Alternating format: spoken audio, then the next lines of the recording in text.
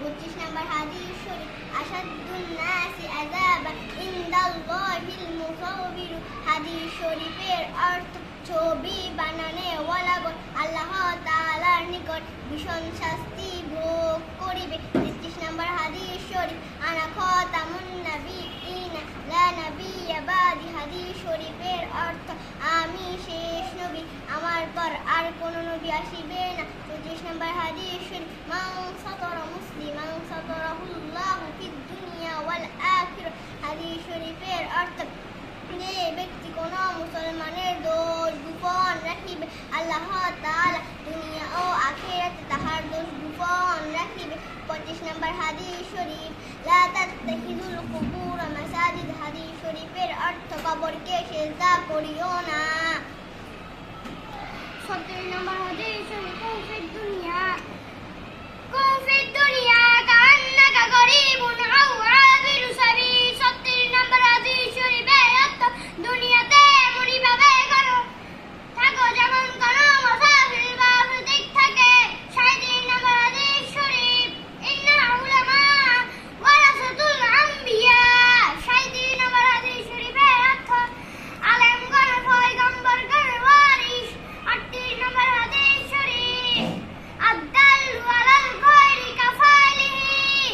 38 নম্বর হাদিস শরীফের অর্থ যে ব্যক্তি কোন ভালো কাজের পথ দেখায় সে ওই ভালো কাজ করার মতন সওয়াব পায়। 39 নম্বর হাদিস শরীফ, জিনাল আইনিন নাযারু। 39 নম্বর হাদিস শরীফের অর্থ চোখের জেনে হইল দেখা। 40 নম্বর হাদিস শরীফ, মান ইউহরামুর রিজক ইউহরামুল খায়র। 40 নম্বর হাদিস শরীফের অর্থ যে নর্মদা হইতে বঞ্চিত সে কল্যাণ থেকে বঞ্চিত। 41 নম্বর হাদিস শরীফ, লাইসা শাদীদু বিসসুরআতি ইন্নামাশ শাদীদুল্লাযী ইয়ামলিকু নাফসাহু ইনদাল গদাবি। হাদিস শরীফের অর্থ ওই ব্যক্তি বীর নয় যে লোকদেরকে ভুলাঞ্চিত করে, বরং বীর ওই ব্যক্তি যে ক্রোধের সময় নিজেকে নিয়ন্ত্রণ করিতে পারে। 42 নম্বর হাদিস শরীফ, ইযা লাম তাস্তাহি ফাসনা মা শি'তা। হাদিস শরীফের অর্থ যদি তোমার লজ্জা না থাকে তাহা হইলে যাহা ইচ্ছা তাহাই করিতে পারো। 43 নম্বর হাদিস শরীফ, আহাব্বুল বিলাদি ইলাল্লাহি আদওয়ামুহা ওয়া ইন কাল্লা। হাদিস শরীফের অর্থ আল্লাহ তাআলার নিকট ওই আমল সবচেয়ে বেশি প্রিয় যাহা সদা সর্বদা করা হয়, যদিও তাহা অল্প হয়। 44 নম্বর হাদিস শরীফ, ইন্না মিন আহাব্বিকুম ইলাইয়া আহসানাকুম আখলাকা।